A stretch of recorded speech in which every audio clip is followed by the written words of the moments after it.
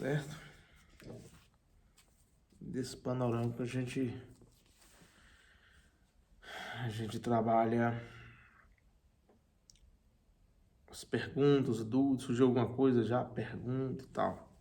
Entendeu? Por quê? Porque às vezes o cabo esquece, né? De perguntar. Mas a primeira coisa que eu quero começar é começando, né? Sempre. Tá gravando. Tá ok. Só beber uma água aqui.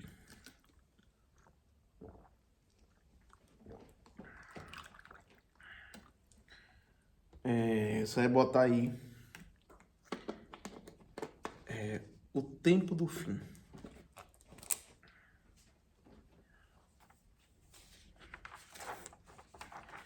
O tempo do fim.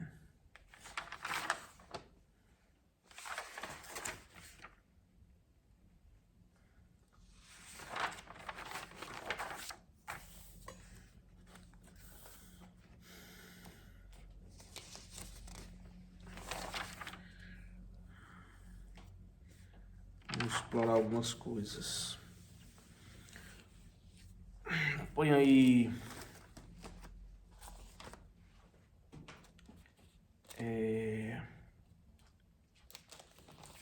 capítulo 25.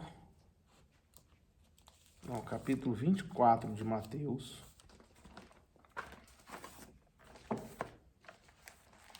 Esse vai ser o... Bota o título. O título responsabilidade. Você vai colocar aí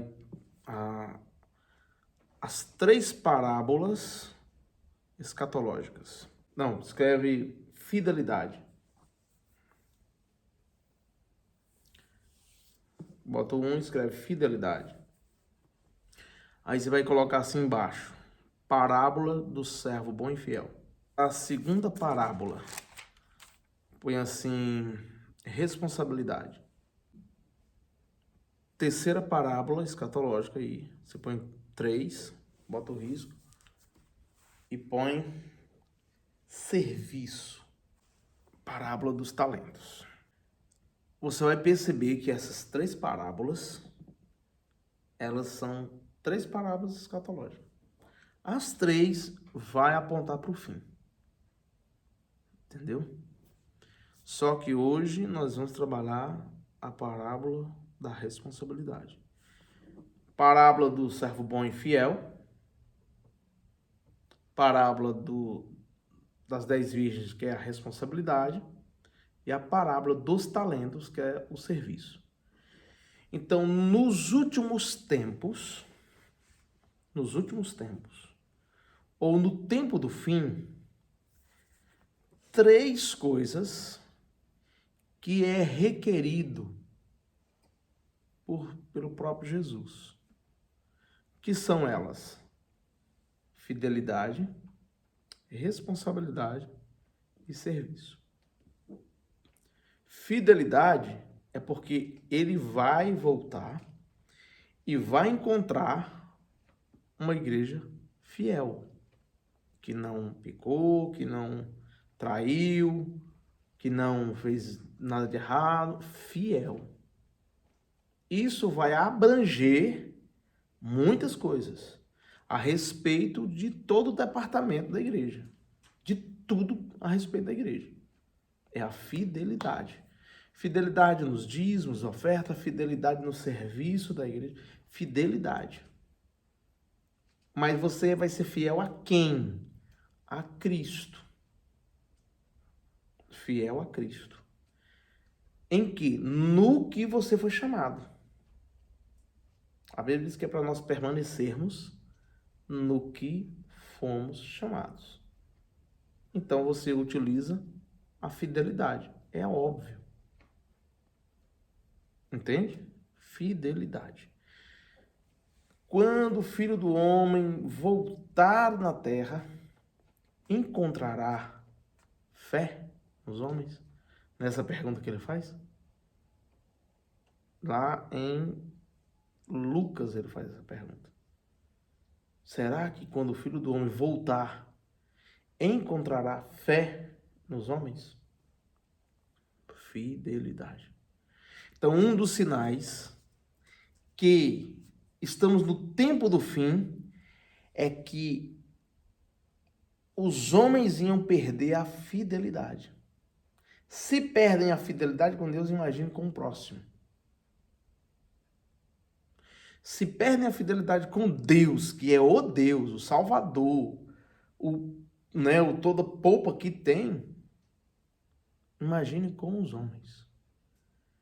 Então, a perda da fidelidade nos dias de hoje já é um sinal do tempo do fim. Aí vem as 10 virgens. Beleza? Tá aí as 10 virgens, a bichinha. São 10 virgens. Só que você tem ele tratando sobre números. Você tem que entender os números na Bíblia. O número 10 é um número importante na Bíblia. Se está aí escrito 10 virgens, é importante. Só que ele pega esses 10 e divide. 5 prudentes e 5 loucas ou nércias. Há uma importância nos números. Lógico, não é nosso encargo desenvolver aqui os números da Bíblia. Mas quando você estuda sobre a numerologia bíblica, você começa a compreender melhor sobre a questão dos números da Bíblia. O porquê.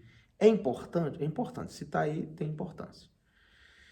Então você tem 10. O que significa o 10 na Bíblia? O número 10. O número 10 na Bíblia significa totalidade, representando a totalidade.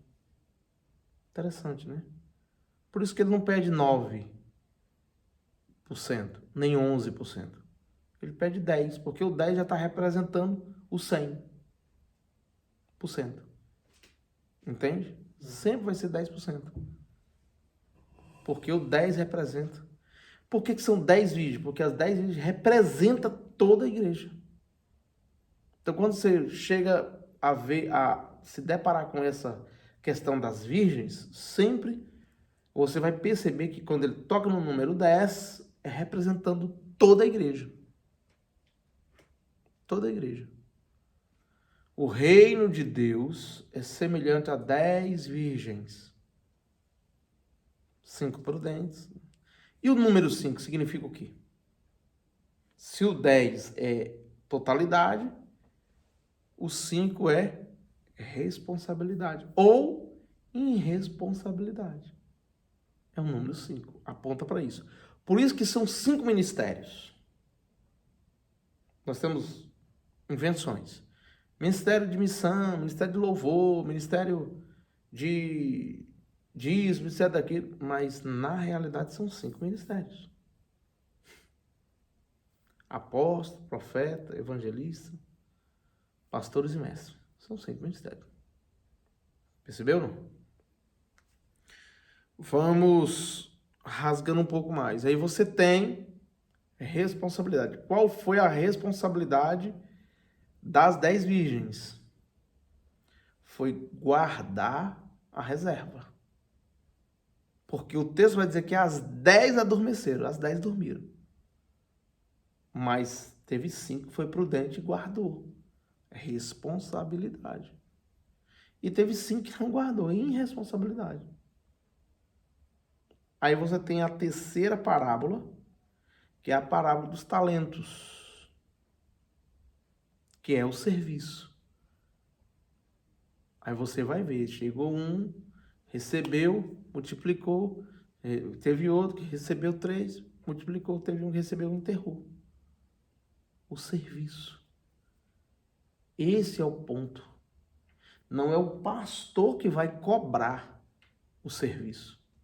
É Jesus que vai cobrar o serviço. Mas me deu para quê? Qual o motivo que ele me deu? Porque ele sabia que você sabia fazer. Mas você não fez por quê? Como que eu enterro os talentos? como que eu consigo enterrar um talento? Quando eu dou prioridade a outras coisas. Não que o talento tem que ser a mais do que outras coisas, mas Deus te chamou para quê? Qual é a centralidade da sua vida? É Jesus? Então o talento que ele te deu tem que melhorar tudo em sua volta. Compreendeu? Aí a pergunta era se tivesse gente aqui, uma grande multidão. O que você está fazendo com o seu talento? Você está multiplicando ou você apenas está guardando, escondendo, apagando o talento? Porque se envolve com o processo espiritual. Do que de fato você entende do seu chamado, do seu chamamento. Ah, eu entendo pouca coisa. Na verdade, Deus chamou. É como alguém me perguntou sobre... tem um chamado pastoral? Porque eu não quero. Não é porque eu não quero. Ou não. Não tem tempo de falar assim, olha, eu tenho chamado, eu não tenho chamado. Você exerce aquilo que você gosta. Sabe aquele negócio que você faz de graça? Você não precisa, ninguém precisa pagar, você faz com ânimo e alegria. Pronto, esse é o teu chamado. O problema é que nós espiritualizamos a coisa. Ah, eu tenho um chamado de ser profeta. Ai, cara, você gosta de ser profeta? Isso te envolve, te admira, faz você ter admiração sobre isso? Se não tiver, cara, é porque você não tem chamado para isso. Esse é o grande fato. É o nosso chamamento. Só que a responsabilidade ministerial é diferente. Você vai pegar o seu chamado, seu chamamento, e vai mesclar no seu ministério. No ministério que foi confiado a você. É o ministério diaconal, é o serviço? Pegue o seu talento e sirva a igreja. Entende? Por quê? Porque ninguém pode dar desculpa. Tem algumas coisas muito emaranhadas. Eu não posso fazer isso, eu não posso fazer aquilo, porque eu não era batizado. Eu não era obreiro, eu não era isso, eu não era aquilo. Mas você foi chamado. E você não exerce por quê? Ou é falta de conhecer, ou você pegou o seu talento e enterrou. Tem gente que tem inveja do talento do outro, que é o talento do outro. Porque eu gostaria de cantar, né? Porque a pessoa, né? Eu acho tão bonito cantar. Não, então toma o microfone e canta. A pessoa, quando canta, todo mundo bota a mão no ouvido. Desafino, miserável, desentoado, não sabe a música. Não tem chamado pra cantar. Então foi teu talento, não é isso. Não, meu talento é tocar. Toca tudo errado, desafinado. Mesmo não vai. Vai fazer alguma coisa que não seja isso. O talento é para todos. Todos ganharam o talento. Foi chamado para isso. Mas onde exercer ministerialmente? Esse é o grande ponto. É onde entra a responsabilidade. Beleza? Tá aí? Então, no tempo do fim, você vai ter esses 3 camaradas aí sendo exercido ou não. Fidelidade, responsabilidade e serviço. A igreja tem que estar envolvida nos 3. Tem que estar envolvido na fidelidade, tem que estar envolvido na responsabilidade e envolvido exatamente no serviço, que é o talento. É brincadeira? Aí fica um monte de gente profundamente preocupado com a guerra de Israel, sendo que o problema não é Israel. ou o Hamas. O problema é que isso tudo que está acontecendo ali é para apontar para a igreja. E aí os caras tão doidos que apontam para Israel. Olha para Israel, não é assim? Israel é o relógio de Deus, já ouviu falar sobre isso? Essa expressão? Relógio de Deus? Que Deus anda com relógio no braço. É o que eu penso, Deus anda com relógio daí, no braço, não dá. É Israel, o nome do relógio é Israel. Mas não tem nada a ver, cara. Deus está apontando para a igreja. Olha onde está o detalhe. Ele fala na parábola. Deixa eu ver se eu acho aqui. Sermão profético, deixa eu isso não. A parábola da figueira. Certo? A parábola da figueira. Ele fala assim: olha, quando os figos começarem a dar. Está falando de Israel, figueira. Quando os figos começarem a dar, olhai para os figos. Olhai para a figueira.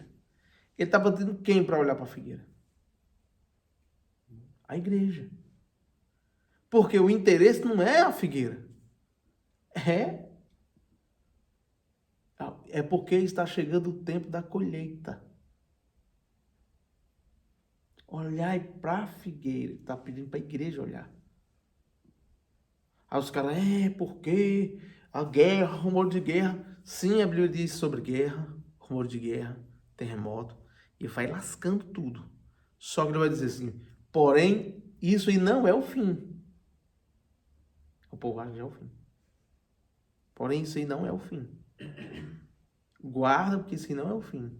Isso é apenas o princípio das dores. O que nós vamos ver daqui para frente é só o trem piorando. Só ficando mais caótico. Só ficando, virando caos e caos e caos e caos. Beleza? Vamos que tem muito conteúdo, eu tenho que acelerar. Passa uma lista. E você vai gravar, na verdade você vai deixar gravado esses 3 pontos aí. Porque em tudo que eu for falando aqui, você vai organizando. Entendeu? Fidelidade, responsabilidade e serviço. O serviço é sempre o diaconal. A responsabilidade é o teu chamamento, tem uma responsabilidade. Independente se o pastor vai falar para fazer ou não. Eu vou fazer porque é do Senhor. E fidelidade. Eu vou me manter fiel. A minha esposa, primeiro a Deus, a mim, a minha esposa e ao serviço, aos irmãos, à comunidade, à igreja. Beleza? Cara, põe aí Apocalipse 19. Na Bíblia, você depois queria... Quer que eu ponha na Bíblia? Vamos para a Bíblia. Aí. Capítulo 19, versículo... Versículo 1. Depois dessas coisas, ouvi no céu uma como grande voz de numerosas multidões dizendo: Aleluia. Versículo 3 agora. Segunda vez disseram: Aleluia. E versículo 6. Então ouvi como a voz de numerosa multidão, como de muitas águas e como de fontes, trovões, dizendo: Aleluia, pois reina o Senhor, nosso Deus, o Todo-Poderoso. Esse aleluia, cara, são 3 aleluias. Então você vai ver que é didático esses 3 aleluias.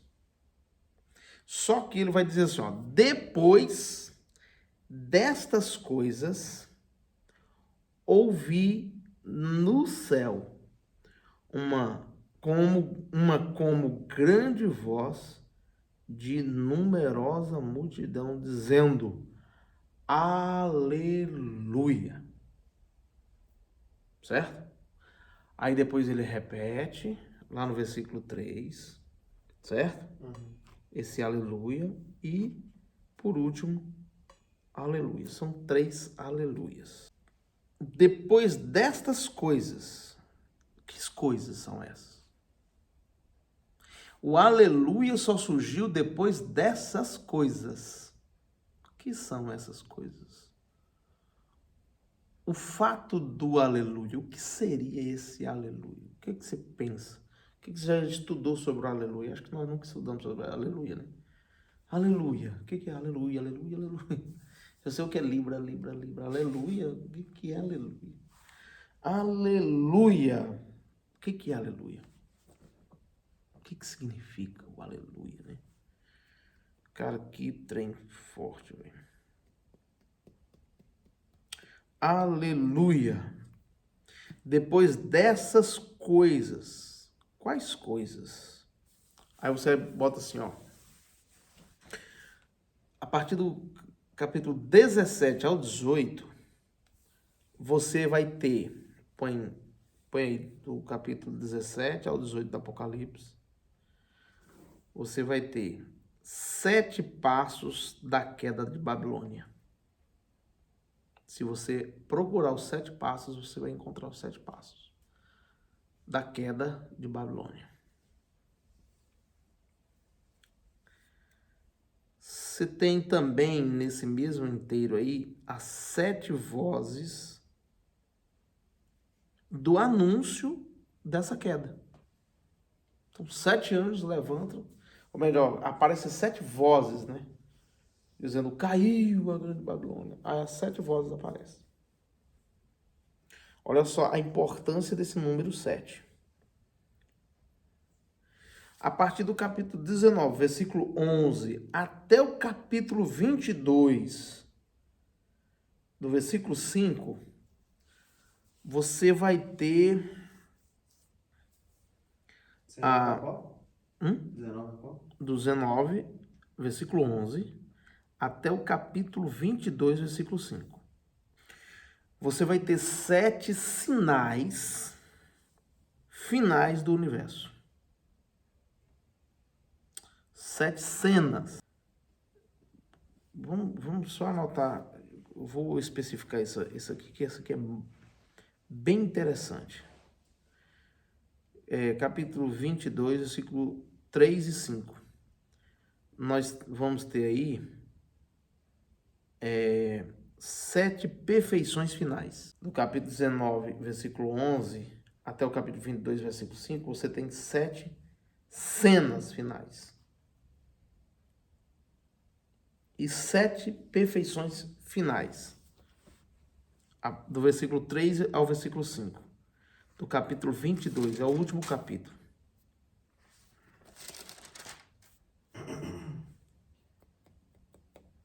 Do 19 é qual? Do capítulo 19 do versículo... Do versículo 11 até o versículo 5 do capítulo 22. Do Apocalipse. Aí põe assim, ó, embaixo, 7 perfeições finais. Aí você numera 1, 2, 3, 4, 5, 6, 7, tá? E você vai escrever. Isso tudo tem importância com o teu serviço diaconal.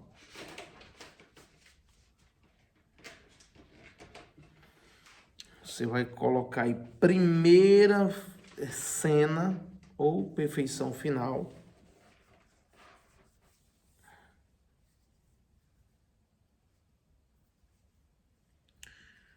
Nunca mais, e isso é formidável, nunca mais haverá maldição. Eu fico profundamente decepcionado porque que os homens não pregam mais sobre isso. No céu não haverá mais maldição. É uma bênção eterna. Aí você para perguntar, qual maldição eu tenho? Chuta um. Na terra, vamos pôr aqui na terra. Qual maldição você enxerga na terra? Na terra da rainha aqui? Não, na terra. Na nossa terra. na natureza. Desastre, doença. Tudo isso é maldição. A Terra vem de uma organização e vem desorganizando. A Terra. E a Terra foi amaldiçoada, lembra? E nasceu espinhos e abrolhos. Por causa do homem. Houve uma maldição. Hoje, o seu corpo físico, ele envelhece. É uma maldição da natureza. Vai ter que voltar pro pó. É uma maldição. Entende? São limitações. No céu não vai ter essas maldições. E nunca mais haverá maldição. É uma eterna bênção. Entende? Segunda a perfeição final. Nele estará o trono de Deus. Nela estará o trono de Deus e do Cordeiro. Nela estará o trono de Deus e do Cordeiro. Lá no céu haverá 7 perfeições finais, correto? A primeira é que nós não vamos ser mais amaldiçoados. Não haverá mais maldição. Só bênção, cara. Só bênção. Segundo, nela, lá na Nova Jerusalém, nela haverá o trono de Deus e do Cordeiro. Ou seja, haverá o trono de Deus e do Cordeiro. Um eterno governo de Deus. Não haverá Bolsonaro, Lula, Putin, puta, nada. Só Deus e Cristo, que é o Cordeiro, governando. Só o governo deles. Tá entendendo, mano? Terceira perfeição. Os seus servos o servirão. Porque já viu aquele papo de que eu vou pro céu e vou ficar cantando lá, santo, santo, santo, santo, porque não tem respiração, né? Não precisa respirar. Santo, santo, santo. Os anjos não fazem isso, né? Santo, santo, santo, santo, santo. Eternamente fazendo isso. E o céu é isso. Eu não quero ir para um céu desse, não. Quero festa, bando, luzes. Eu quero negócio, sabe? Trem pra cima, irmão. Energia. Lá nós vamos servir. Vai ser um serviço eterno, mano. Nós não vamos ficar parados lá. Igual anjos voando. Na nuvem, aqueles anjinhos, as flechinhas. Nada a ver, velho. Nada mais Hollywood. Nós vamos servir. Nós vamos fazer o que tem que ser feito. E não vai ser pesado, nós não vamos ser assalariados. Não tem nada disso. Nós vamos ter tudo, como havia no jardim. O cara tinha tudo. Precisava. Se vocês quiserem comer, vocês pegam e comem. Entende? Vocês têm aí aves, carne branca, tem peixe, carne branca, tem animal, carne vermelha, vocês têm fruta, vocês têm verdura. Cara, é o céu. Nós vamos servir, nós vamos trabalhar, nós vamos fazer o que nós fomos chamados para ser feito. Só que os caras preferem pregar aqui. Entendeu? A vida coach aqui. Uma perspectiva céu. Vamos servir lá, vamos trabalhar lá. É o serviço. Entende? Os seus servos o servirão. Qual serviço nós vamos ter no céu? Não sei. Faço a mínima ideia. Mas nós vamos fazer. E é isso que é importante a gente ter. Porque, cara, se eu não tenho o céu na minha cabeça, eu não consigo servir aqui, mano. Eu não tenho capacidade de servir aqui. Eu não presto para servir aqui. Né? O quarto. Verão sua face perfeita. Vamos ler o texto. Contemplarão a sua face. Contemplarão a tua face. que significa contemplar a face dele? O que é face a face? O que é contemplar a face? Isso fala de intimidade, cara. Isso fala de intimidade. Lá nós teremos uma perfeita intimidade com Deus. Esse negócio que, sabe, que poxa, tantas coisas que nos distraem para buscar uma intimidade, uma profundidade mais com Deus. Que o povo acha que intimidade é receber poder, entendeu? É ter visão, é ouvir vozes, é revelação, ver demônios. Isso não é intimidade, irmão. Sabe o que é intimidade? Intimidade é uma profunda segurança nele. Isso é intimidade. É nada daqui da terra tirar, distrair você do que ele é. Não é. Nada pode distrair você do que ele é em você. E do que ele é nele mesmo. Mas nós temos a capacidade de distrair com Facebook, Instagram. Olha que banal, mano. Com dinheiro, com jogo, com putaria, com droga, com pornografia. Eu falei, mano do céu, eu fico assim. Se eu fosse ele, mano, eu já tinha picado fogo aqui, não tinha nada, mano. Como é que ele dá conta, mano? Como é que ele suporta isso aqui, mano? Eu vejo essa turma toda, mano, essa turma aí, sabe, do Hezbollah, dos árabes, os indianos. Eu fico, meu Deus, como é que ele dá conta? Como que esse povo vai se converter, mano? Se nós estamos aqui, não estamos aqui por outra coisa, nós estamos aqui por quê? Por que nós estamos aqui? Qual motivo? Como que esse povo vai se converter, mano? Como que eles vão pra Deus? Então que eu passo na rua assim, eu falei, velho, eu queria sair desse país, mano.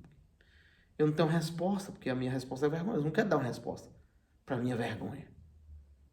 Não, você não tem coragem de aprender a língua inglesa para falar com ele. Falar com eles. Nós temos a capacidade de falar que a comida deles é ruim, mal cheirosa. Criamos uma ideia negativa deles. Sendo que se Jesus estivesse aqui, irmão, mano.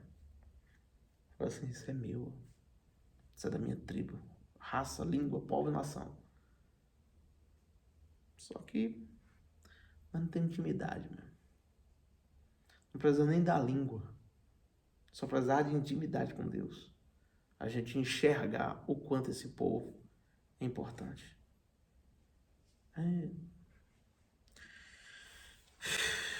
Vamos lá para a quinta. Neles estarão o seu nome. Contemplarão a sua face e na sua fronte está o nome dele. Olha aqui. Na fronte estará o nome dele. Agora aqui tem uma parada pesada. Na fronte estará onde? Estará o quê? Fronte. Põe aí, fronte. Não está apontando para a testa.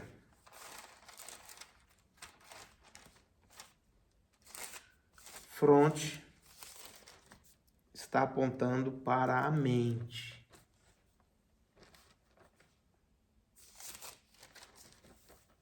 Para a mente, irmão, a mente.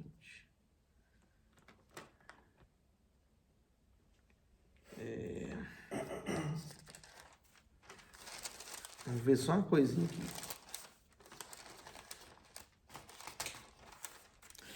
Capítulo 13.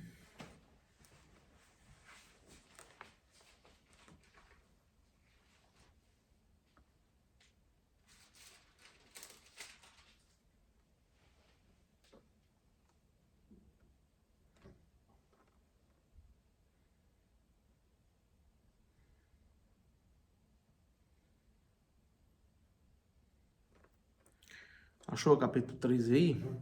Versículo 16. A todos os pequenos e os grandes, os ricos e os poderosos, os livres e os escravos, faz que lhes sejam dado certa marca sobre a mão direita ou sobre a fronte, viu aí? A mesma palavra usada para e na sua fronte está o nome dele. Só que vai lá no capítulo 7.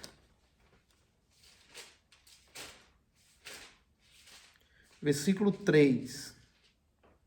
Dizendo: não danifique nem a terra, nem o mar, nem as árvores, até selarmos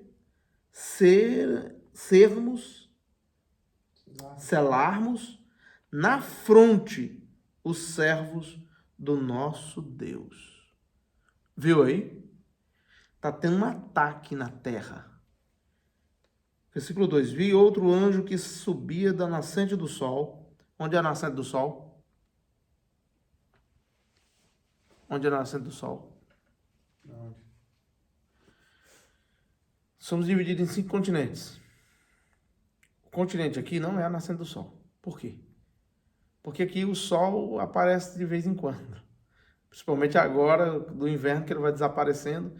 Então, qual é a reação dos olhos daqueles que o sol é pouco? Os olhos ficam claros. A maioria dos europeus tem os olhos claros. É azul, é verde, claro. Beleza? Vamos para o Brasil.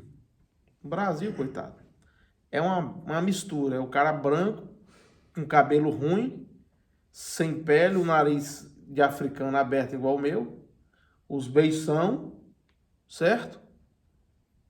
E os olhos verdes. Mistura. Aí não pode ser nascente do sol também. Vai para Israel, também não tem como ser nascente do sol. Aonde o sol nasce? Quando você acorda de manhã, primeira coisa que quando você olha o sol, qual é a primeira reação? Fechar. Quem tem os olhos fechados? Quem é a turma que nasce já com o olho fechado? Os chineses.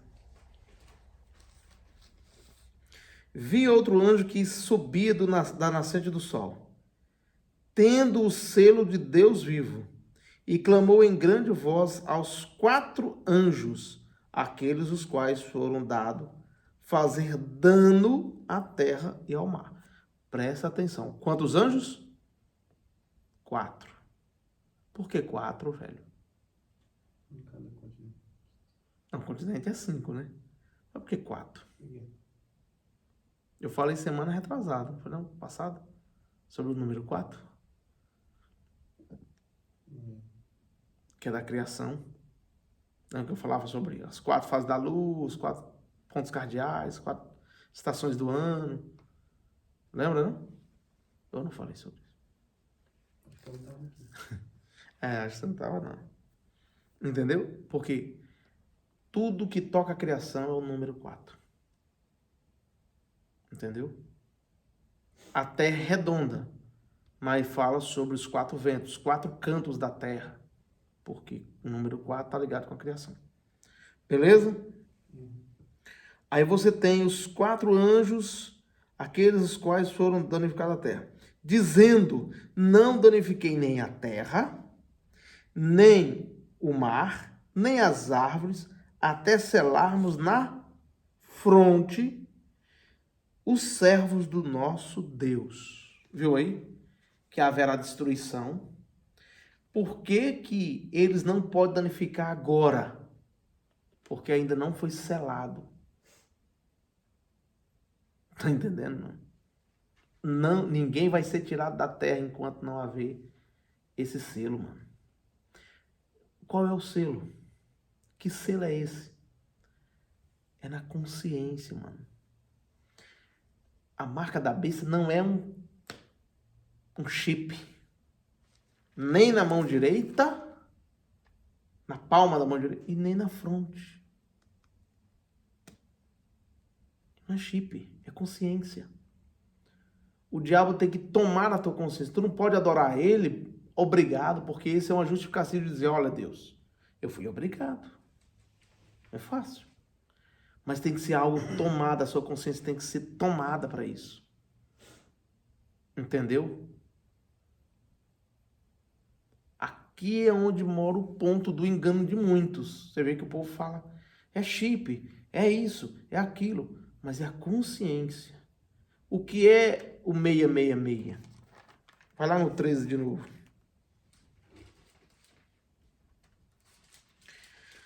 Para que ninguém possa comprar. Por quê? Por que eles estão botando essa marca? Para que ninguém possa comprar, ou seja, tem preço. Se tem preço, está ligado com poder econômico. Por que você está aqui? É só para morar na Inglaterra? Se você tivesse bem financeiramente no Brasil, você tinha necessidade de vir aqui fazer o quê?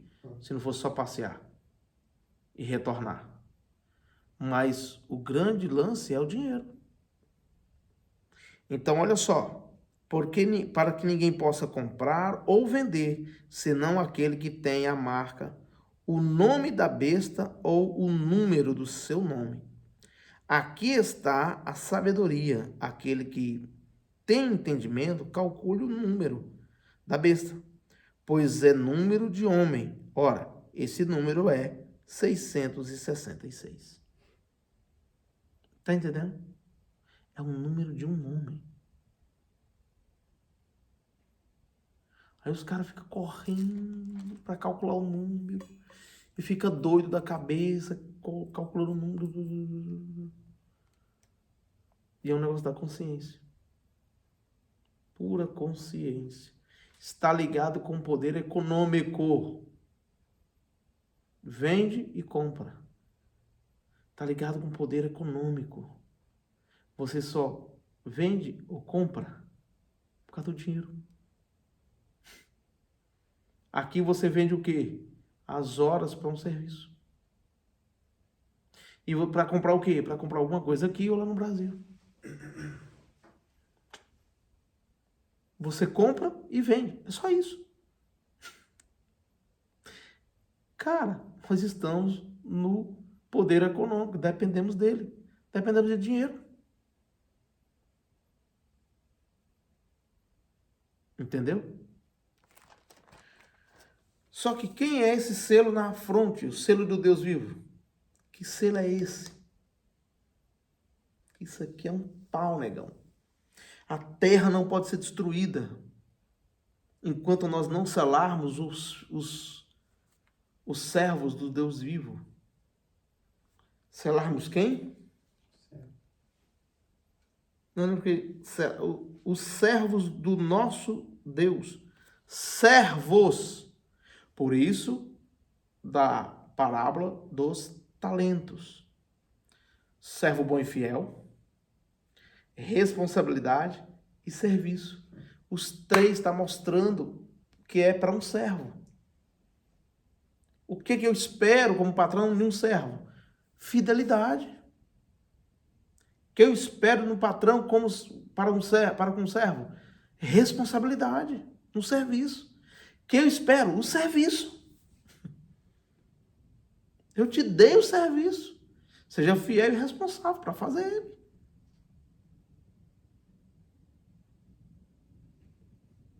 Entende? Que é simples. Mas a pergunta é, como que estamos hoje vivendo? Bota na tua mente como nós estamos vivendo. O pastor tem que ficar pedindo os irmãos para dizimar, bicho. E ofertar. Tem que quase fazer uma pregação para isso acontecer. E mesmo assim o povo não dizima. Ô, irmão, seja fiel. Irmão, seja fiel à sua esposa. Seja fiel ao seu marido. Seja fiel, seja fiel. Porque o povo não é fiel. Então, quando você vê que ele está tocando nesse ponto de fidelidade, é porque está faltando isso. Simplesmente isso. Então, você vai ter aqui no quinto, perfeição, neles estarão seu nome. Aonde? Na fronte. Isso fala de identidade. É o quinto, perfeição no céu. De identidade.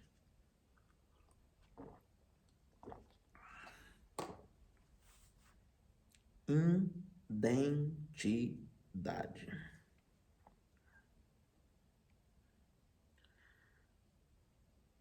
O quinto? O quinto. Neles estará o seu nome.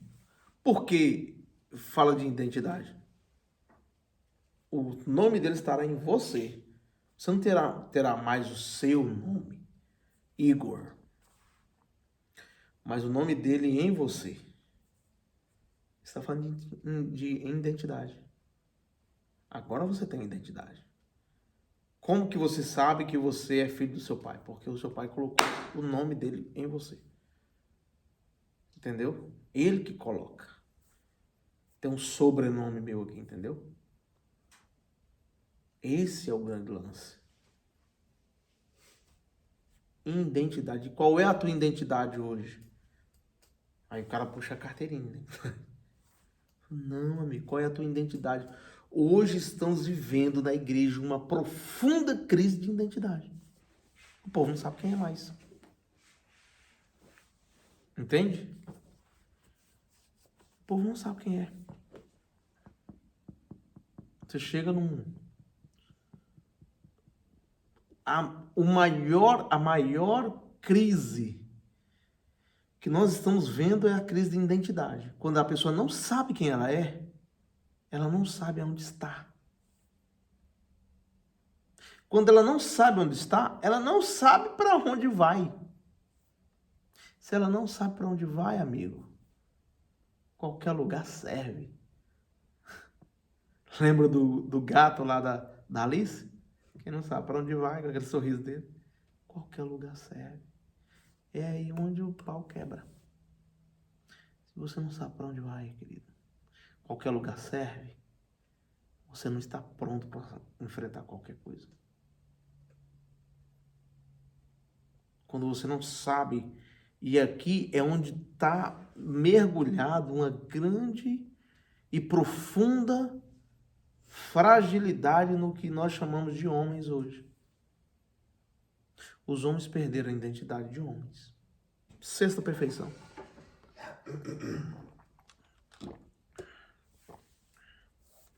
Sexta perfeição final. Que tremendo. Vamos lá, capítulo 22.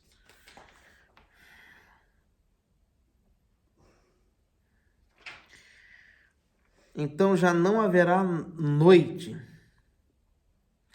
nem precisam eles de luz de candeia, nem a luz do sol, porque o Senhor Deus brilhará sobre eles.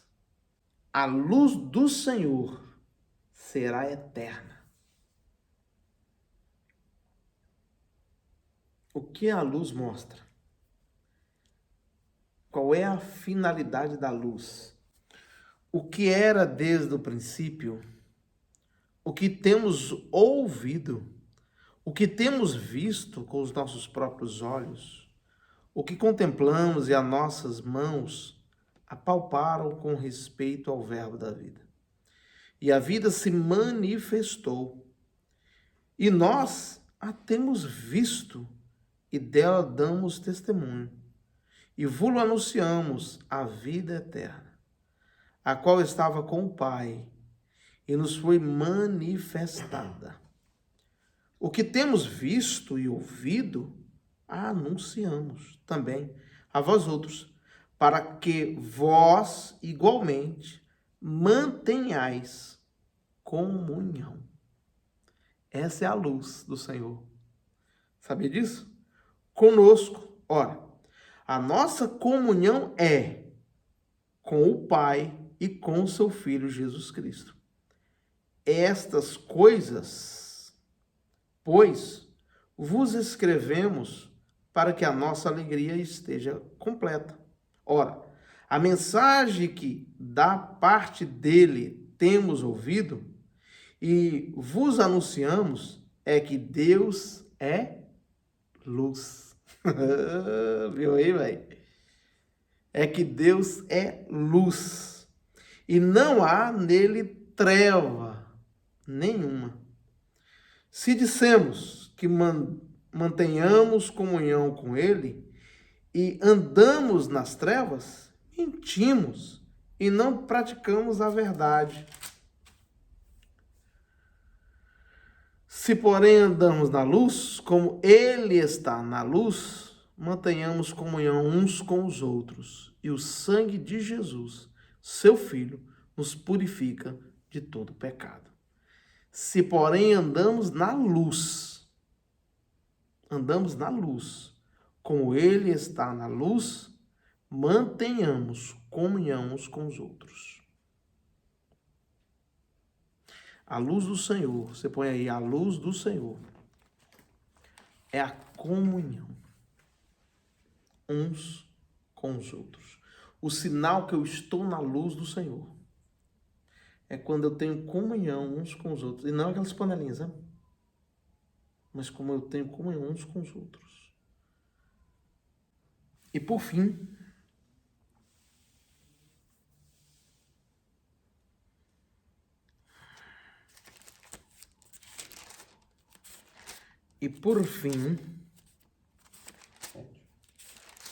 o sétimo, e reinarão pelos séculos dos séculos.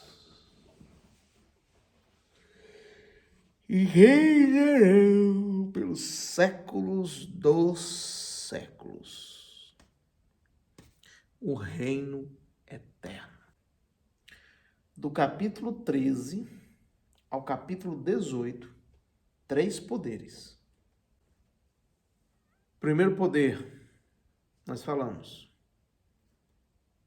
Ninguém compra ou vende sem a marca. E a marca é 666. A marca é 666. Esse poder está ligado com o quê? Poder econômico. Primeiro poder, põe aí, poder econômico. Capítulo 16, 17 e precisamente o 18, você vai ter também os mercadores e os reis. Os mercadores é o poder econômico. E os reis? Isso, poder político. E o 18 tem a Babilônia. Babilônia, que é a cidade dos deuses. É o poder religioso. Põe aí. É o nome mesmo. O número 2, poder político. É os reis da terra. E Babilônia é o poder religioso. Terceiro. É o terceiro. Terceiro poder religioso. Então, primeiro poder econômico, poder político, poder religioso.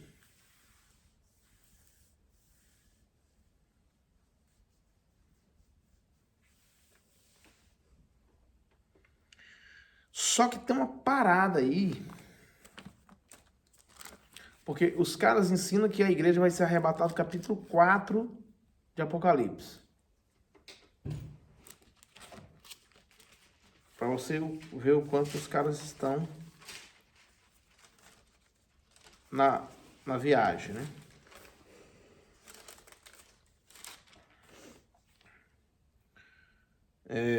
Olha aí, ó. Versículo 1, capítulo 4. Depois dessas coisas, olhei, e eis que não somente uma porta aberta no céu, como também a primeira voz que ouvi, como de trombeta, Viu aí? Voz de trombeta. Ao falar comigo, dizendo: sobe para aqui, e te mostrarei o que deve acontecer depois destas coisas. Imediatamente eu me achei em espírito, e eis armado no céu um trono, e no trono alguém sentado. E eis que se achara assentado a semelhante o aspecto de pedra de jaspe e de sardônia, e ao redor do trono há um arco-íris semelhante no aspecto e esmeralda. Beleza? Mas o detalhe é a trombeta tocando aí e falando, sobe para cá. Então os caras vão dizer que o arrebatamento acontece no capítulo 4 de Apocalipse. A igreja não está mais na terra, segundo esse pensamento, que é adotado pela Assembleia de Deus. Que capítulo 4, a igreja não está mais na terra. Capítulo 5, a igreja não está na terra. Foi arrebatado, já foi. Está acontecendo só com o resto aqui está acontecendo com o povo ímpio. A pergunta é, se a igreja foi arrebatada no capítulo 4, qual é a necessidade do Apocalipse estar indo até o 22? Poderia acabar no capítulo 4. Tá tudo good. Para que o resto? Para quem é? Só que olha o capítulo 18. Vamos lá? Depois dessas coisas, aí você tem que ler o capítulo 16 e 17. Beleza? Fechou. Lembra dos três poderes aí? Sim. Olha só o versículo 18 do 16. Vai lá no 16, capítulo 16, do Apocalipse. 18. E sobrevieram relâmpagos, vozes e trovões. E ocorreu grande terremoto. Não é terremotos. É singular aí. Grande terremoto. Como nunca houve igual, desde o que há gente sobre a terra. Tal foi o terremoto forte e grande. E a grande cidade se dividiu em 3 partes. Quantas partes nós falamos aí? 3. Poder econômico, poder político, poder religioso. Entendeu agora? Quem domina o mundo, cara, é esse sistema aqui. Todos nós estamos envolvidos e dependendo do poder econômico, do poder político e do poder religioso. Você acha que esses caras invadiram lá Israel hoje por quê? Ontem. Eles estão atacando lá de anos. Tá chamando essa guerra, sabe por quê? Guerra Santa. Religioso, irmão. O poder não é só político, é religioso. Eles querem que Israel seja devastado da terra. Sabe por quê? Porque ali é o lugar, o único lugar que eles podem passar, ida e volta, que não vai ser gasto financeiro. Poder econômico. Está envolvido tudo aí. Nós estamos aqui pelo quê? Poder econômico, poder político, irmão. E nós estamos aqui envolvidos num poder religioso. Você está entendendo? Aqui dá um conflito. Eu gosto é quando o pau quebra. Aqui tem que dar conflito em nós. Rapaz, eu estou envolvido nessa merda. Agora vem, capítulo 18. Capítulo 18. Depois dessas coisas, depois que ele começa a mostrar sobre os mercadores e o terremoto, o poder quebrou. Depois dessas coisas, vi descer do céu outro anjo, que tinha grande autoridade, e a terra se iluminou com a sua glória. Então exclamou com potente voz, dizendo: caiu, caiu a grande Babilônia. Mano, a Babilônia foi destruída há anos atrás. Ixi, não existe mais. Mas o que ela está fazendo aqui? Se ela já foi destruída? Sistema. O sistema político, né? O sistema religioso, o sistema econômico. São 3 poderes que sustentam o sistema do anticristo. Entendeu? Como é simples. Então exclamou, caiu a grande Babilônia e se tornou morada de demônios, covil de toda espécie de espíritos imundos e esconderijos de todo gênero de ave imunda e detestável. Isso aqui está falando de pessoas, tá? Quem está falando de ave, animal normal, não. Isso aqui é uma figura de pessoas. Pois todas as nações têm bebido do vinho do furor da sua prostituição. Com ela se prostituíram os reis, política, certo? Da terra, também os mercadores, poder. É foda, né, bicho? A Bíblia tá certa o tempo todo. Da terra, se enriqueceram à custa da sua luxúria. Houve outra voz do céu dizendo: retirai-vos dela. De quem? Ele está falando, sai dela, povo meu. Sai de onde? Do sistema. Que sistema? Do sistema econômico, do sistema político e do sistema religioso. Como que eu saio? Sai dela, dizendo, retirai-vos dela, povo meu, para não serdes cúmplices em seus pecados e para não participar dos seus flagelos. A pergunta é, a igreja não tinha sido tirada no capítulo 4, pô? E está pedindo para ela ser tirada, sair fora de Babilônia? Agora que é um detalhe, o sair fora tem tudo a ver com um ponto. Vamos lá? Ele está pedindo para sair do poder religioso. Porque o poder religioso é que comanda o poder político e o poder econômico. Está aqui, ó. E é o poder religioso que controla eles. Agora vamos lá. Quantos cativeiros nós tivemos? Do Egito foi 450 anos e de Babilônia foi 70 anos. Quem a pessoa aqui não é Babilônia? Uhum. Vamos lá. Do Egito, o Egito sempre vai simbolizar o mundo. Babilônia sempre vai simbolizar a religião, certo? Ou a religiosidade, como queira. Porque a Babilônia é a cidade dos deuses, terra dos deuses. Do Egito, Deus tirou. Você vai ver que a história de Israel, que Deus tira o povo dele do Egito. Mas de Babilônia, Deus não tira. É o povo que sai. Tá entendendo como o negócio se encaixa bem aqui, irmão? Então, a negada diz capítulo 4 é que foi arrebatado. Mas Deus está pedindo para você sair do capítulo 18, velho. Beleza. Então não foi, negão. Então vai acontecer, a igreja vai estar aqui, irmão. Como que Deus vai fazer as coisas dele ser um povo dele aqui, moço? Não faz sentido. Entende? Então o pau vai começar agora. Aí a gente começa a entender, nós estamos envolvidos em Babilônia, mano. Nós estamos misturando demais. Nós estamos aqui porque qual é o propósito? Qual é a minha identidade? Em Deus, em Cristo, como homem, como servo de Deus, o que é que eu sou? Que tipo de cristão que eu sou? Sou um cristão que qualquer coisa me leva.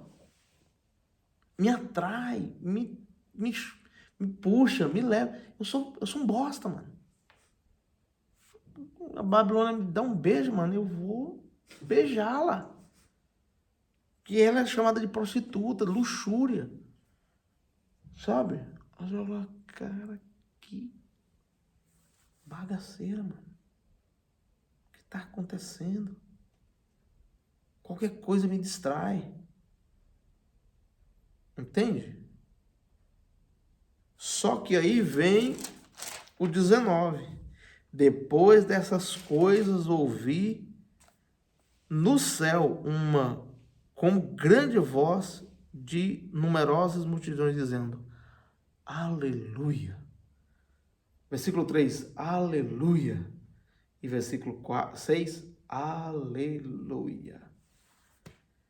Por que eu estou falando sobre esse ponto? porque é aqui que eu quero dizer. O versículo 2. Então exclamou com potente voz, dizendo, capítulo 18, versículo 2. Então exclamou com potente voz, dizendo, caiu a grande Babilônia, e se tornou morada. Risca essa palavra aí, morada. E escreva essa palavra morada, que eu vou te pincelar uma parada.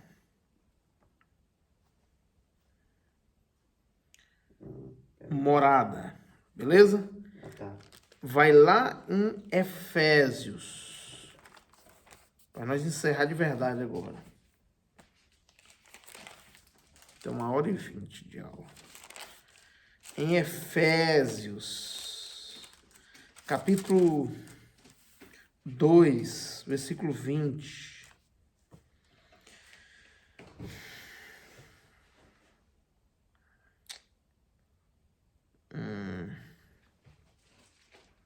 Edificados sobre o fundamento dos apóstolos.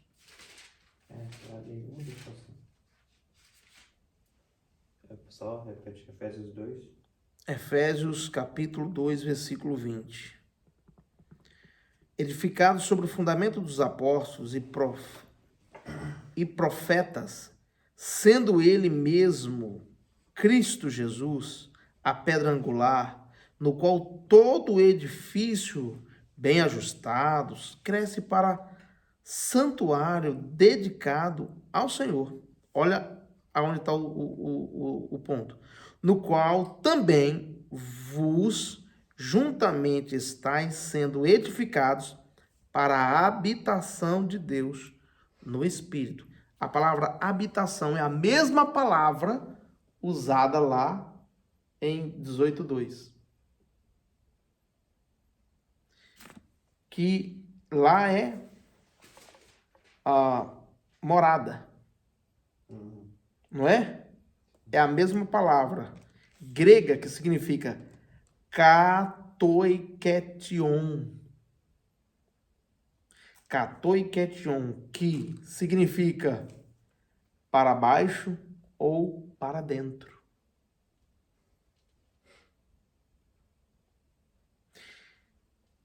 Para uns, a igreja, ou melhor, para uns ele vai se tornar, a Babilônia se torna habitação de demônios. É a mesma palavra. De espíritos imundos. Habitação. Que é essa palavra, katoiketion. E lá para a igreja, ela também é katoiketion, que é para o Espírito de Deus, que é a habitação. No qual também vos juntamente estáis sendo edificados para a habitação. Katoiketion. A habitação de Deus no Espírito. Nós estamos sendo habitação de quê? De espíritos malignos, quando estamos envolvidos. Por isso que ele está dizendo assim, para não participar dos seus flagelos. Ou seja, quando nós participamos do sistema da Babilônia, nós nos tornamos habitação de espíritos. Porque se nós somos a igreja, estamos sendo edificados para a habitação de Deus, é Ele que vai nos comandar. Mas se nós somos Babilônia, estamos nos unindo com Babilônia, o que é unir com Babilônia? Depender do poder econômico, poder político, poder religioso. Agora fala para mim, mano. Na política do Brasil, vamos botar do Brasil. Na política do Brasil. Cara, o quanto a religião foi envolvida aquilo ali. E era profecia para Bolsonaro. E era as igrejas tudo abrindo Bolsonaro. E todo mundo orando, todo mundo profetizando, e aquela agonia, e nós vamos vencer, Deus está conosco, e o homem perde. E aí? A igreja não estava com o cara, pô? Como é que o cara perde? o negócio é mais profundo que a gente imagina. Você acha que Deus vai ficar se envolvido com política, mano? Com direita? Ou com esquerda? Jesus falou assim, o meu reino não é daqui. Então já saiu fora. Não tem negócio de direita e esquerda. São braço direito, braço esquerdo. Mas a finalidade é um corpo só. É tudo Babilônia, mano. Você vai ver aqueles caras brigam lá, quando sai dali vão almoçar juntos. Puxa. Tu acha que eu vou estar me envolvendo com isso? As armas da nossa milícia são poderosas em Deus e são espirituais, não são físicas. Mas eu falo, cara do céu, os caras estão envolvidos com Babilônia, botando o cara para subir em cima dos púlpitos, um lugar que é para os profetas estar falando, botando político. Entende? Quanto está envolvido Babilônia, e tudo porque está liberando verba. Político. E a religião, não, pode ficar tranquilo. Nós vamos votar em você. Eu tenho um povo, eu tenho uns gados aqui. Não. Entende? Mas perdeu por quê? Porque entrou uma esquerda. Um viés satânico, diabólico. E qual é o ponto? Katoi Ketion. Ou você está habitando em Babilônia, ou você está habitando, sendo a habitação do Espírito. Qual espírito te habita? É os espíritos que lá em Babilônia? Ou os espíritos de Deus? Ou o Espírito de Deus? Tem alguma pergunta? Mas o como? O como o quê? Que a gente vai deixar de seguir o sistema. Ah, essa é uma boa pergunta. Poder econômico, poder religioso, poder político e poder religioso. O que nós acabamos de falar? Fidelidade, responsabilidade e serviço. Isso a quem? A Cristo. Se você é fiel, irmão, você vai depender de Deus. Aí, olha o detalhe. Olha o detalhe. Aqui. Quem é, pois, o servo fiel e prudente, a quem o Senhor confiou os seus conservos, para dar-lhe o sustento a seu tempo? Bem-aventurado aquele que serve a quem seu Senhor, quando vier, e achar fazendo assim. Bem-aventurado quando ele vier e achar seu servo fazendo, trabalhando, ocupado. É fiel. Quando Jesus voltar, cara, não, foi me dado um negócio para fazer, mas eu me envolvi com dinheiro. Foda, viu, velho? Eu me envolvi com política, irmão. Tava tentando salvar o meu país. Mas as armas não é carnais, elas são poderosas em Deus. Não, mano, eu tava envolvido com religião. Com a religião. Tá envolvido com isso, com a religião, X-vídeo. Tá envolvido com essas paradas. Presta atenção. Então o reino dos céus será semelhante a 10 virgens. O primeiro está envolvido em fidelidade. O segundo, responsabilidade. Mas ele começa dizendo aqui a parábola como o reino dos céus.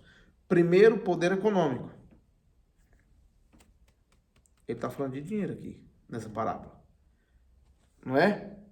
Apesar em presença dos seus companheiros de comer, beber e com ébrios vieram o Senhor daqueles servos e conseguiram. E entre verdade vos digo que fará todos os seus bens. Mas se aqueles servos, sendo maus, disseram consigo mesmo, meu Senhor demora-se, e passaram a esperar os seus companheiros e comer e beber, tá falando de money. Tá falando de money. Certo? Os bens do patrão. Os bens, money. Segunda parábola está falando do reino.